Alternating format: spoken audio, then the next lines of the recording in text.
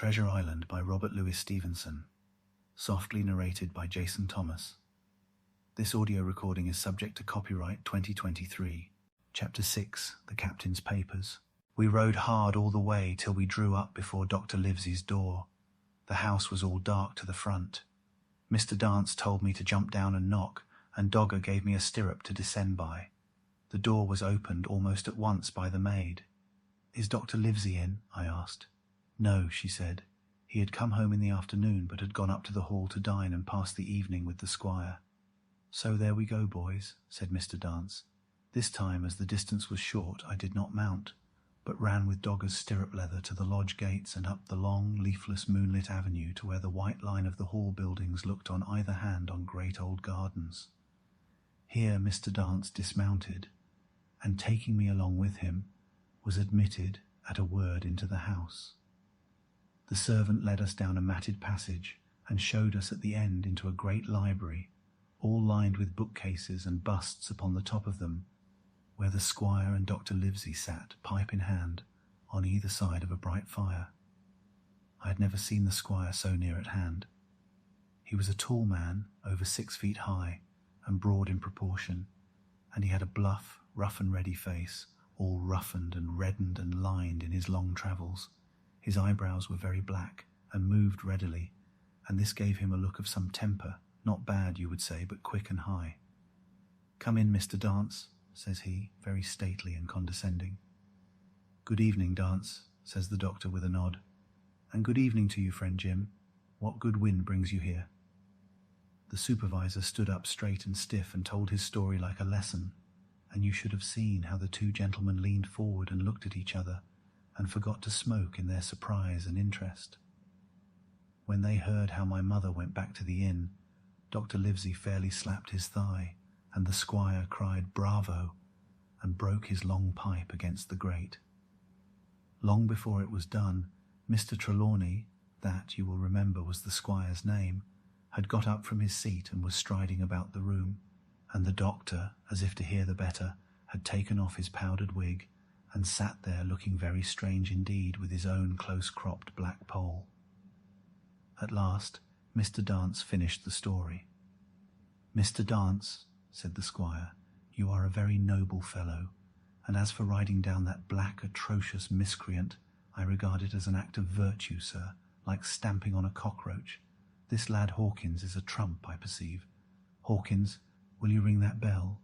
Mr. Dance must have some ale." "And so, Jim," said the doctor, "you have the thing that they were after, have you?" "Here it is, sir," said I, and gave him the oilskin packet.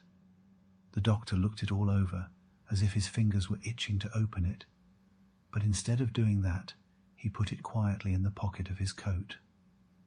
"Squire," said he, "when Dance has had his ale, he must, of course, be off on his Majesty's service, but I mean to keep Jim Hawkins here to sleep at my house, and with your permission I propose we should have up the cold pie and let him sup." "As you will, Livesey," said the squire. "Hawkins has earned better than cold pie." So a big pigeon pie was brought in and put on a side table, and I made a hearty supper, for I was as hungry as a hawk, while Mr. Dance was further complimented and at last dismissed. "And now, squire," said the doctor.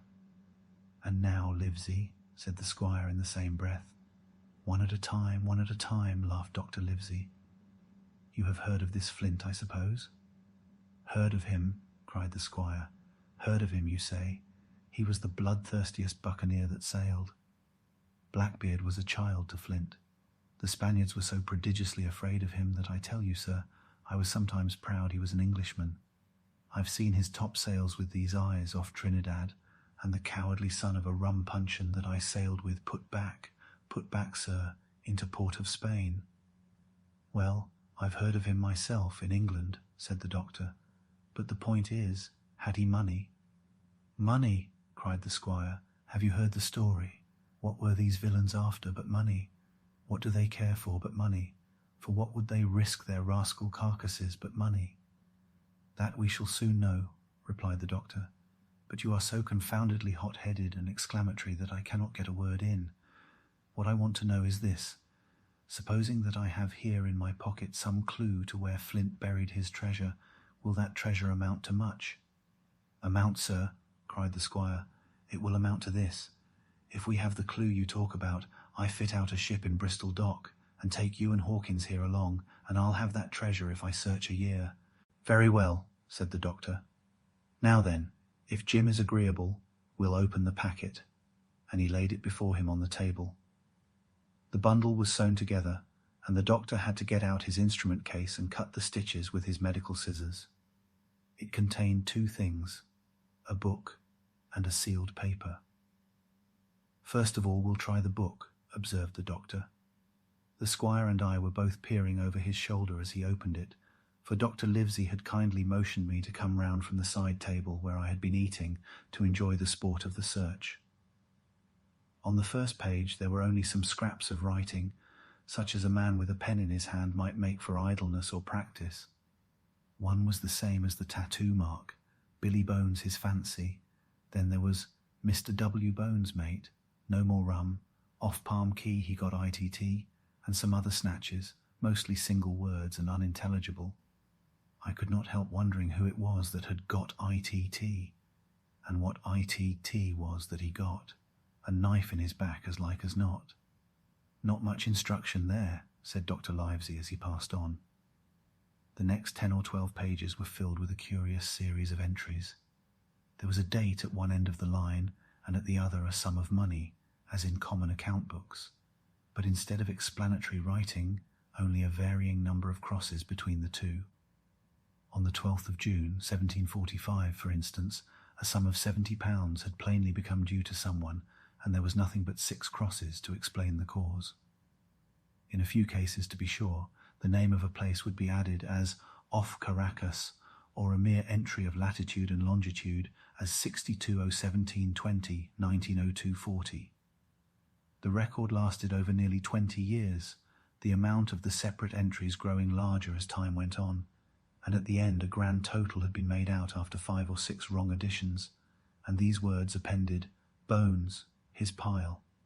"I can't make head or tail of this," said Dr. Livesey. "The thing is as clear as noonday," cried the squire. "This is the Black-Hearted Hound's account book. These crosses stand for the names of ships or towns that they sank or plundered. The sums are the scoundrel's share, and where he feared an ambiguity, you see he added something clearer. Off Caracas. Now, you see, here was some unhappy vessel boarded off that coast. God help the poor souls that manned her. Coral long ago." "Right," said the doctor. "See what it is to be a traveller. Right." And the amounts increase, you see, as he rose in rank. There was little else in the volume but a few bearings of places noted in the blank leaves towards the end, and a table for reducing French, English, and Spanish moneys to a common value. "Thrifty man," cried the doctor. "He wasn't the one to be cheated." "And now," said the squire, "for the other." The paper had been sealed in several places with a thimble by way of seal, the very thimble, perhaps, that I had found in the captain's pocket.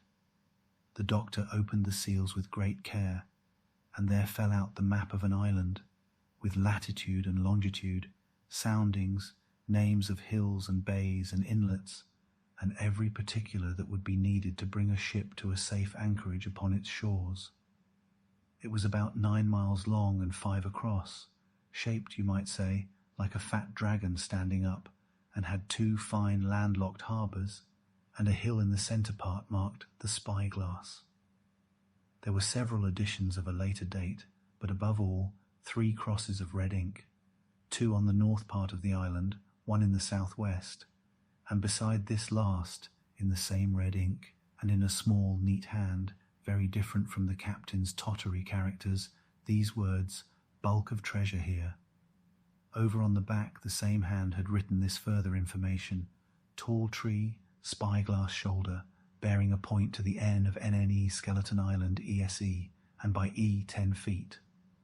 The bar silver is in the north cache.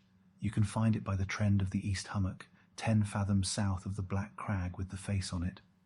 The arms are easy found, in the sand hill and point of North Inlet Cape, bearing E and a quarter NJF. That was all, but brief as it was, and to me incomprehensible, it filled the squire and Dr. Livesey with delight. "Livesey," said the squire, "you will give up this wretched practice at once. Tomorrow I start for Bristol. In 3 weeks' time, 3 weeks, 2 weeks, 10 days, we'll have the best ship, sir, and the choicest crew in England. Hawkins shall come as cabin boy. You'll make a famous cabin boy, Hawkins. You, Livesey, are ship's doctor. I am admiral. We'll take Redruth, Joyce, and Hunter. We'll have favourable winds, a quick passage, and not the least difficulty in finding the spot, and money to eat, to roll in, to play duck and drake with ever after." "Trelawney," said the doctor, "I'll go with you, and I'll go bail for it. So will Jim, and be a credit to the undertaking. There's only one man I'm afraid of." "And who's that?" cried the squire. "Name the dog, sir." "You," replied the doctor, "for you cannot hold your tongue. We are not the only men who know of this paper. These fellows who attacked the inn tonight, bold, desperate blades for sure, and the rest who stayed aboard that lugger, and more, I dare say, not far off, are, one and all, through thick and thin, bound that they'll get that money. We must none of us go alone till we get to sea. Jim and I shall stick together in the meanwhile. You'll take Joyce and Hunter when you ride to Bristol, and from first to last not one of us must breathe a word of what we've found." "Livesey," returned the squire, "you're always in the right of it. I'll be as silent as the grave." If you have enjoyed this recording, then please give us a like and subscribe. It really helps us, as we are only a very small channel. Please feel free to comment down below on what out-of-copyright book you would like us to record next. We will try and respond to every comment. A new chapter is uploaded every 24 hours, so the next chapter may already be available for your listening pleasure.